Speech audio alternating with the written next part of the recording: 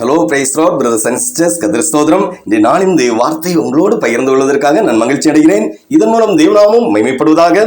தேவன் நமக்கு தந்திருக்கும் இன்றைய நாளின் தேவ வார்த்தை, அந்த வார்த்தை சொல்லும்போது ஒரு நடந்த சம்பவத்தோடு சொல்ல விரும்புகிற தேவ பிள்ளைகளே, அன்பு தேவ பிள்ளைகளே, ஒரு மனிதன் தன் வளர்க்கும் நாயை மிகவும் நேசித்தான். எனவே அதற்கு கழுத்தில் கயிறு கட்ட கூட விரும்பவில்லை. அந்த நாயை அந்த காலை பொழுதுல வாக்கிங் அழைத்து எப்படி நடைபயிற்சிக்கு கொண்டு செல்லுவான். அந்த நாய் அவனோடு அமைதியாக நடந்து செல்லும். கொஞ்ச காலம் கழித்து அந்த நாய் சேட்டை செய்ய ஆரம்பித்தது.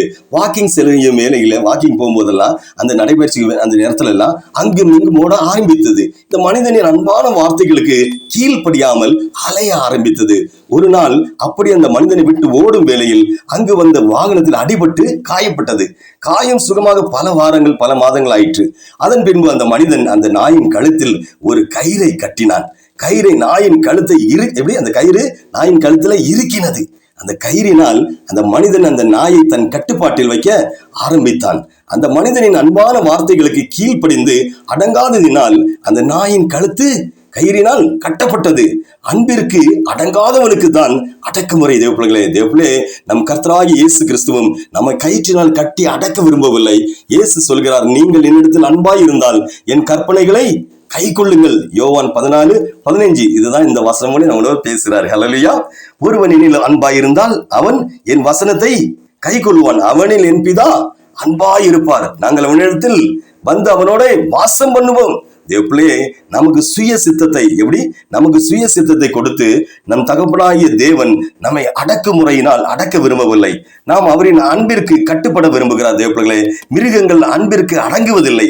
எனவேதான் நாயின் கழுத்திற்கு கயிறும், குதிரைக்கு கடிவாளமும், மாட்டிற்கு மூக்கணா கயிறுகளும், சர்க்கஸில் உள்ள மிருகங்களை கட்டுப்படுத்த சாட்டை என்று பலவற்றை கொண்டு மிருகங்கள் அடக்கப்படுகின்றன.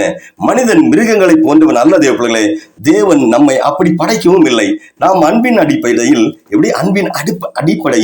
இயங்கும்படி படைக்கப்பட்டவர்கள். தெய்வத்தின் மேல் உள்ள அன்பினால் அவருக்கு கீழ்ப்படியும்படி உருவாக்கப்பட்டவர்கள் நாம். எப்படி கர்த்தராகிய இயேசு உங்களை மிகவும் நேசிக்கிறார். தேவப்பிள்ளைகளே, அவர் உங்களுக்காய் தன் உயிரே கொடுத்திருக்காரு. தேவன் உங்களுக்காய் கொடுக்காம நமக்காக கொடுக்காம யாரு கொடுத்திருக்காரு? நமக்காக, உங்களுக்கு எனக்காக தான் உயிரே கொடுத்திருக்காரு என்றால் அது எத்தனை பெரிய அன்பு என்று யோசித்து பாருங்க.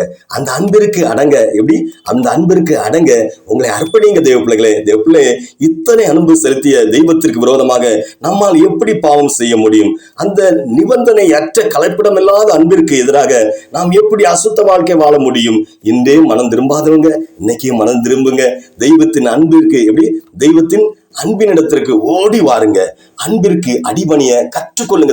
தேவப்பிள்ளை, சுவாமி விவேகானந்தர் சொல்லுகிறார், ஞான சுடர் 7ஆம் பக்கம் 294 இதுல போட்டிருக்குது, முக்தி வேண்டுமானால் இயேசுவை அணுகுங்கள்.